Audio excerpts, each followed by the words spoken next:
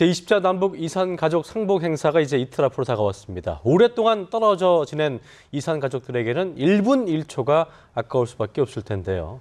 이번 행사에서는 작별 상봉 시간이 기존보다 1시간 늘어나면서 그나마 위안이 될 것으로 보입니다.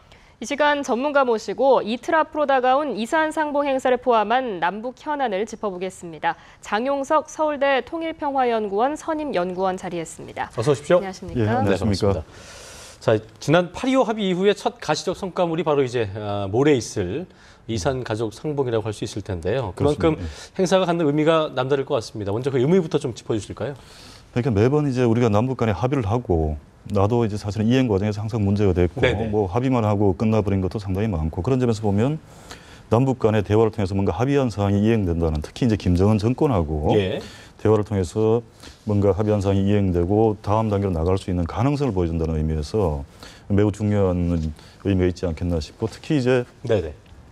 그 북한과의 대화가 전반적으로 굉장히 어려운 상황에 이제 있었는데 어떻게 보면 그 중요한 원인 제공이 이제 북한으로부터 나왔던 거고 이런 맥락에서 이제 북한의 태도를 어떻게 보면 기본적으로 대화를 할 수 있는 상대인지에 대한 시금석과 같은 어떤 그런 그 이벤트가 사실은 이산가족 상봉으로 지금 그렇죠.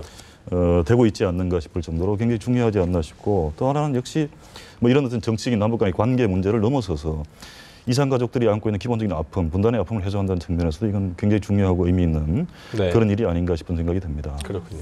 이제 이산 상봉이 시작되면은 6차례에 걸쳐서 12시간의 만남을 갖게 됐는데 네. 주목할 만한 거는 작별 상봉 시간이 기존 1시간에서 2시간으로 늘어난 것이라고 합니다. 이게 예. 우리 쪽이 요구한 거를 북한이 수용한 결과라고 하던데 북한이 예. 좀 협조적으로 나오는 건가요? 굉장히 중요한 또 주목해봐야 될 점이 아닌가 네네. 싶은데 예. 이게 이제 이산가족 상봉 자체보다도 이산가족 상봉이 이루어지는 전체 과정이 남북 관계 전반에 대한 북한의 인식을 보여주는 그런 맥락도 있지 않나 싶은 생각을 하고 그런 점에서 보면 그 1시간에서 2시간으로 상봉 시간을 늘렸다는 것 자체가 매우 긍정적으로 또 의미 있게 해석돼야 되지 않나 싶은 생각을 해보는데요.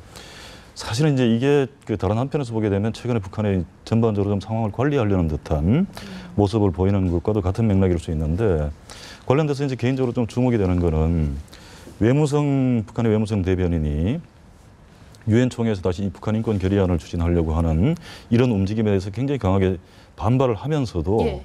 구체적인 어떤 적대 세력이라고 얘기한 대상을 미국, 일본, EU 세 곳을 적시를 했는데 남쪽은 지금 빠졌습니다. 네. 그렇게 보면 전체적으로 남북 간의 어떤 관계 자체를 북쪽이 뭐 그 엎어버리거나 크게 틀어버리거나 이럴 가능성은 상대적으로 낮지 않겠는가. 물론 이제 북쪽의 속내를 다 알 수 없기 때문에 단정적으로 얘기는 어렵겠지만 전반적인 흐름 자체는 그 작별 상봉 시간을 2시간으로 1시간 늘린 것도 마찬가지 맥락에서 그런 흐름들이 일단 좀 주목이 되지 않나 싶고 이제 그런 맥락에서 이산가족 상봉 문제도 좀 볼 수 있지 않겠나 싶습니다. 그렇군요. 어쨌든 분위기가 참 좋아는 보이는데요.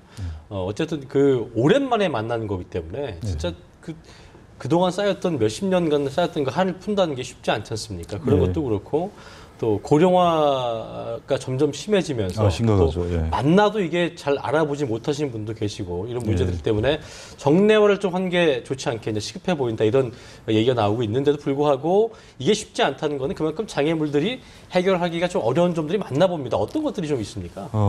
많이 있죠. 사실은 많이 있는데 말씀하셨지만은 이제 고령화 문제 특히 이게 어떻게 보면 그 이산가족 등록 시스템에 등록하셨던 분들 한 13만 명 정도 되는데 약 13만. 이 중에 한 거의 6만 명 가까이 이미 돌아가셨고 네네. 그 남아 계신 6만 명 정도, 6만 명 좀 넘죠. 그 가운데 절반 가까이가 전부 80 이상이에요. 그렇군요. 이게 앞으로 몇 년 지나게 되면 이 이슈 자체가 이제 아마 사라질 수도 있는. 그분들은 사실 한을 안고 이제 돌아가시는 건데 그런 점에서 매우 시급하지 않나. 지금처럼 90명, 100명 이런 단위로 만나가지고는 어림도 없는 거니까. 그러니까요. 정례화하고 이제 전면적으로 확대를 해야 되는데 역시 이 문제는 우리 입장에서는 그렇습니다. 이건 뭐 전면적으로 상봉도 하고 방문도 하고 뭐 정례하고 얼마든지 수용할 수 있는 것도 우리가 제안하고 있는 거고. 근데 북쪽 입장에서 봤을 때 이게 1차적으로 정치적인 문제로 인식되는 측면이 있지 않겠나. 본인의 어떤 쥐어진 카드라고 좀 잡고 있는 거죠, 본인이. 그렇죠. 그 문제도 같이 연계되어 있는 거죠. 관련되어 있는 건데 일단은 체제 경쟁, 어쨌거나 남북은 체제 경쟁 과정에 있고 그런 점에서 북쪽이 상당히 불리한 입장에 있다 보니까 네네. 체제를 개방하는 데 따른 부담, 이게 정치적인 문제죠.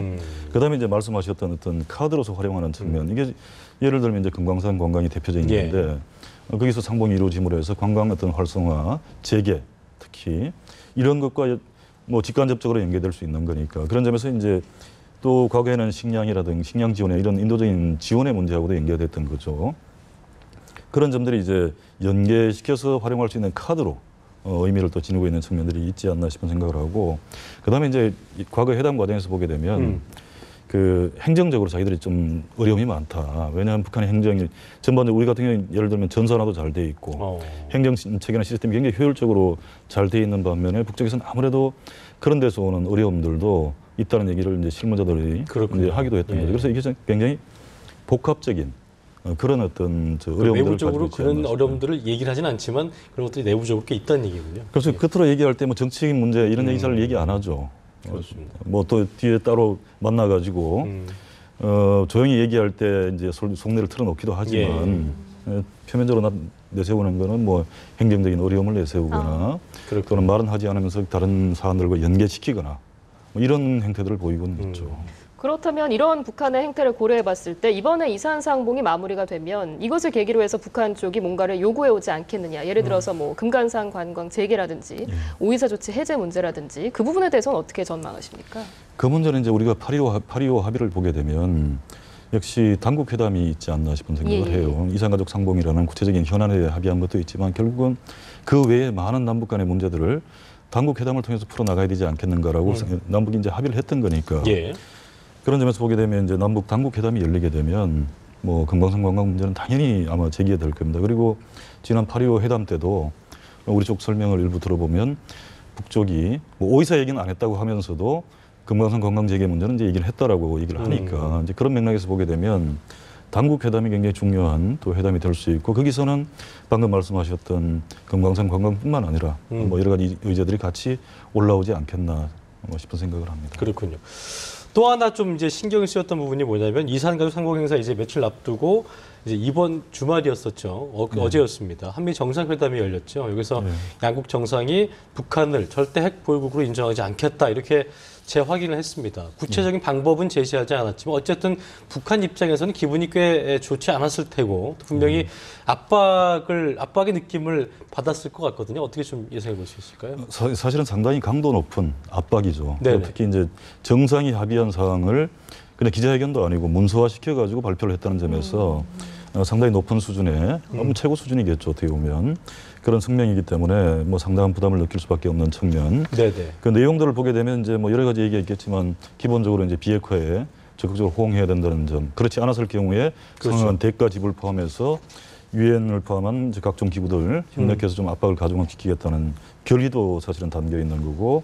특히나 보게 되면 이제 통일을 위해서 또 한미 당국이 전략적 어떤 협의를 강화하겠다라고 얘기한 점. 북한은 최대 통일이라고 반발을 많이 해왔지 않습니까? 그런 측면이 또 있을 수가 있고 역시 마지막으로 중요한 거는 인권 문제에 대해서 예년과 같은 어떤 그 북한 인권 결의안을 추진하면서 북한에 대해서 인권 침해의 책임을 규명하겠다라고까지 얘기를 했기 때문에 이런 것들이 전반적으로 보면 북쪽에서는 굉장히 반발할 수 있는 소지가 아닌가 싶은 생각을 해보는데 이제 그런 점에서 북쪽의 대응이 긍정적이지 않을 것 같다 싶은 생각이 일차적으로 듭니다만은 다른 한편에서 보게 되면 이제까지 북한 문제를 어떻게 보면 방치하고 있었다는 얘기들이 많이 나왔던 건데 뭐 특히 미국이 전략적 인도를 하면서 그런 점에서 보면 이제 한미 정상이 최고의 시급성을 갖고 이 문제를 대하겠다라고 얘기를 했기 때문에 그런 점에서 보면 이제 북한을 외면하지 않겠다는 메시지를 줬다는 측면이 하나가 있을 수가 있고요. 또 하나는 역시 이제 그 대화 문제죠. 한미 중 3자뿐만 아니라 기본적으로 이제 북한과의 어떤 대화가 열려 있다는 점. 물론 신뢰할 수 있고 의미 있는 대화라고 얘기를 했지만 어쨌거나 대화가 열려 있음을 한미 정상이 공동으로 확인해 줬다는 점에서 그렇게 보면 이제 또 대북 적대지 정책이 없다는 얘기도 했었고 이런 것들을 또 북쪽이 어떻게 해석할까에 대한 우리 또 판단도 필요한 것 같아요. 그렇게 보면 전체적으로 북한에 대한 입장에서는 굉장히 압박감을 느낄 수 있는 내용들이고 수준이긴 하지만 다른 한편에서 보게 되면 자신들이 이제 관계를 좀 상황을 관리하면서 관계를 변화시켜 나가야 됐다고 생각을 했을 때는 활용할 수 있는 뭐 그런 소재도 상당히 있지 않나 싶은 생각을 해보기 때문에 이런 점들을 아마 북한 당국도 이제 고민하면서 대응 방향을 좀 보여주지 않겠는가. 그렇군요. 그런 생각이 좀 듭니다. 아직까지의 북한의 입장은 이 한미 정상회담에 대해서 직접적으로 이야기하기보다는 그렇습니다. 정전협정을 평화협정으로 바꿔라 그렇죠. 이 정도인데 예. 그럼 내부적으로 좀 더 상황을 파악한 이후에 반발할 가능성도 있다고 보시는 건가요? 그렇죠. 이제 반발할 가능성도 있고 표면적으로는 반발하더라도 내부적으로 또는 이면에서 그 물밑에서의 대화 소위 이런 식의 어떤 접촉들을 가지려고 시도할 수도 있고 특히 이제 중국의 그 움직임, 특히 유인선 정치국 상무위원회 방북이라는 것이 굉장히 중요한 또 의미를 지닐 수가 있는 부분이 중국이 굉장히 적극적으로 북한과의 어떤 대화를 지금 시작하고 나온 건데 뭐 이런 것들도 고려하지 않겠나 싶은 생각을 해보고요. 근데 이제 그와 무관하게 일단 평화협정 제안 이 문제는 우리가 조금 더 다른 각도에 중요하게 봐야 될 게 있지 않나 싶은데 북한이 원래 1월 달에 이제 자신들이 핵실험 유보할 테니까 한미연합 군사훈련을 중단해 달라고 얘기를 했고 이번에 외부성 성명이죠. 굉장히 격이 높은 성명인데 여기서 얘기했던 것도 적대시 정책의 기본적인 표현이 한미연합 군사훈련이다라고 얘기를 하면서 한미연합 군사훈련 문제를 사실상 이제 그런 거죠. 그렇지만 더 중요한 거는 이제 평화협정을 북미 간에 우선적으로 좀 원칙적으로 합의하자라고 얘기한 점이고 이런 것들이 전체적으로 보면 그 한국이나 미국이나 중국까지도 비핵화를 중심으로 해서 북한과의 어떤 대화를 제기하고 있는 데 대해서 예. 자기 나름의 의제를 던진 게 아닌가. 그렇게 보면 평화가 자기들의 의제다라는 것을 명확히 하지 않았나 싶은 생각을 하고요. 물론 이제 그 평화 의제를 중심으로 회담을 진행하면서 자신들이 내놓을 수 있는 카드는 비핵화가 아니다. 핵 군비 경쟁을 종식시키는 거다. 즉 현재의 핵부에 대해서는 인정하라는 얘기를 같이 하고 있기 때문에 그런 점에서 보면 일단 의제를 북쪽에 던지고 있다는 점을 주목을 하면서도 역시 한미나 특히 중국과도 일정하게 아직은 거리가 있는 측면이 있지 않겠는가 싶은 생각을 해봅니다. 네. 그런 건 이제 사실은 그렇기 때문에 대화를 해야 되는 거죠. 그렇죠. 그런 점에서 이제 좀 그 탐색적인 이런 움직임들이 조금 물 밑에서든 활발해질 가능성. 물 위에서는 비난전이 오고 갈 수 있습니다만. 예. 그래서 더 관심 갖는 것이 이제 그 국제사회가 어쨌든 가장 관심을 갖고 있는 부분이 북한의 비핵화의 부분이기 때문에 그렇죠. 실질적인 조치로 이제 한 예로 예. 어떤 북미 간에 말씀하신 예. 물밑 접촉이 이루어져야 할 것이다. 이런 필요성도 나오고 있더라고요. 이거에 대해서 북한이 응할 가능성은 어떻게 좀 보십니까? 사실은 이제 북한이 미국과의 대화를 원래 아까 말씀드렸듯이 1월 달에 그런 자신들은 핵실험을 보류할 테니까 유보할 테니까 한미연합 군사훈련 중단해달라는 얘기를 미국 쪽에 전달을 한 거거든요. 예. 그래서 소위 뉴욕 채널이죠. 뭐 이와 같은 채널을 통해서 이미 대화는 하고 있지 않나 싶고 한미 입장에서도 탐색적인 대화를 이미 제안을 하고 있지 않습니까? 그러니까 조건 없는 대화를 얘기를 하니까 그러면 그렇다고 우리 조건 없이 육지회담을 받아줄 수는 없다라는 입장에서 탐색적인 대화라는 형식을 통해서 서로가 부담을 덜면서 예. 만날 수 있는 명분을 만들어 보자라고 이제 제안을 했던 건데 여기에 대해서 북쪽은 사실 반응을 안 보였던 거죠. 그렇죠. 근데 이제 이런 어떤 그 한미 그다음에 그 이전에 미중 그다음에 또 중국 그 유인산 상무위원회 방북 그다음에 또 한미 정상회담과 또 앞으로 또 한중일까지 이어지는 건데 이런 일련의 어떤 정상 차원의 회담과 흐름들이 이제까지 북쪽이 좀 소극적으로 반응을 보였던 탐색적 대화가 조금이라도 혹시 그 힘을 가질 수 있는 뭐 재개될 수 있는 가능성 이런 것들을 좀 열어주거나 또는 우리가 주목하게 만드는 게 아닌가 그런 점에서 이제 본격적으로 비핵화를 의제로 한 평화를 의제로 한 이런 회담은 당장은 어려울 수도 있겠지만 적어도 서로 간의 입장 차이가 명확히 이제 드러나고 의제가 던져지는 상황이라고 보면 탐색적인 움직임들이 활발할 가능성은 뭐 우리가 조금 더 주목을 해봐야 되지 않나 싶습니다. 탐색적 대화의 가능성을 평가를 해주셨는데 이런 상황에서 북한이 유엔의 북한 ICC 회부 움직임에 대해서 초강경 대응을 하겠다 이런 표현을 했는데 이건 또 어떻게 해석할 수 있겠습니까? 아주 기본적인 원칙적인 입장이 아닌가 싶은 생각을 해요. 그리고 특히 이제 이거는 외무성 성명을 통해서 그 평화협정 회담을 제의를 했는데 유엔 인권 결의안 추진에 대해서는 이제 외무성 대변인이 그냥 기자 질문에 대답하는 형식으로 격이 낮은 거죠 상대적으로 반응을 보였던 거고 뭐 북쪽의 입장에서는 인권은 국권이다라고 얘기하면서 인권 문제 제기는 자주와 존엄에 대한 뭐 침해고 도전이고 뭐 얘기를 하는 논리들이 있는 거니까 그런 논리의 연장선에서 일단 원칙적이고 강경한 대응을 천명한 정도가 아니겠느냐 싶은 생각을 해봐요. 그런데 앞에서도 말씀드렸듯이 여기에 대상을 적시하면서 미국, EU, 일본은 적시를 했는데 남한은 빠져 있단 말이에요. 이런 점들도 좀 주목이 되는데 그런 점에서 보면 뭐 초강경 대응이라고 우리가 여러 가지 생각할 수도 있겠지만 일단은 뭐 비난이라든가 주로 여론전 뭐 공식적인 어떤 틀을 통해서 문제를 제기하는 뭐 이런 방식들이 일차적으로 주목이 되고 우리가 그 한반도 정세와 관련돼서 가장 크게 염려하고 있는 뭐 인공위성, 로켓, 미사일 발사라든가 핵실험 문제하고 직접 연계시킬 필요는 없지 않겠는가 아직은 그런 생각이 들고 요 이슈뿐만 아니라 다른 모든 이슈들이 같이 엮여가지고 굉장히 악화되는 상황이 벌어지게 되면 나중에 이제 뭐 다른 저 행동으로 강경한 대응을 보일지 몰라도 예. 적어도 현재로서는 원칙적인 입장을 뭐 자기들이 밝힌 게 아닌가 정도 그런 생각이 듭니다. 이제 이산상봉 외에도 뭐 당국 회담도 그렇고 앞으로 좀 그 산적한 그 현안들이 많이 있는데요. 한미 정상회담이 있었고 이제 다음 달이면 한중일 정상회담도 있을 텐데 예. 이 부분에 대해서 좀 더 이제 아까도 말씀하신 대로 북한이 어떤 정상적인 좀 대화 노선에 좀 편승을 하려고 하는 것이다. 이런 그 모습을 보인 거라고 한다면 이것들이 앞으로 한반도에 미치는 영향이 조금 더 긍정적이라고 좀 우리가 예상을 해볼 수 있을까요?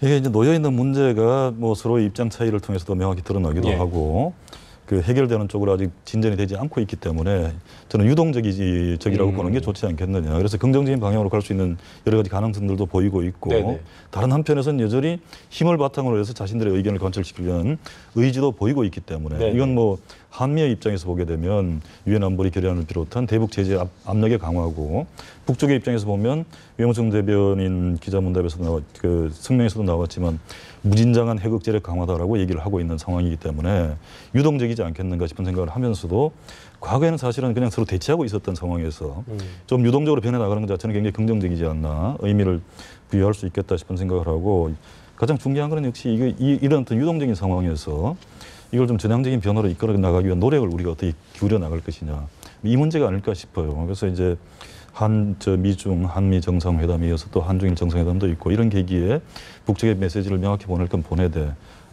그런 어떤 메시지와 함께 북쪽을 좀 끌어낼 수 있는 인센티브도 정확히 좀 명확히 해주는 이런 노력들도 필요할 것 같고 그다음에 우리 정부 차원에서는 역시 이게 그 남북관계가 같이 얽혀 있는 거니까 그런 맥락에서 보면 그 관계를 전반적으로 좀 관리해 나가는 차원에서라도 그 서로가 좀 말을 맞출 수 있는 얘기들을 좀 많이 했으면 좋겠어요. 그래서 예를 들면 우리가 통일 문제 얘기를 참 많이 하는데 사실 시기와 조건이 성숙되지 않았다는 거는 국내에서 모두가 공감하는 건데 네. 그러면 이제 여기에 대해서 북쪽은 또 굉장히 강하게 반발하고 있고 자신들을 붕괴시켜가지고 흡수하려는 시도 아니냐라고 얘기를 하고 있는 거고 그러면 이런 의미의 맥락에서 보면 서로가 이런 좀 그 어려운 얘기들을 피해 나가면서 분위기를 조성해 나간 노력을 포함해가지고 전체적으로 좀 상황을 관리해 나가면서 이 유동적인 상황을 전향적인 어떤 국면으로 좀 바꿔내려는 노력들을 집중해서 좀 경주하는 게 기울이는 게 굉장히 중요하지 않겠나요? 그리고 남북 간의 구체성도 좀 필요하다는 얘기죠. 그렇습니다. 예.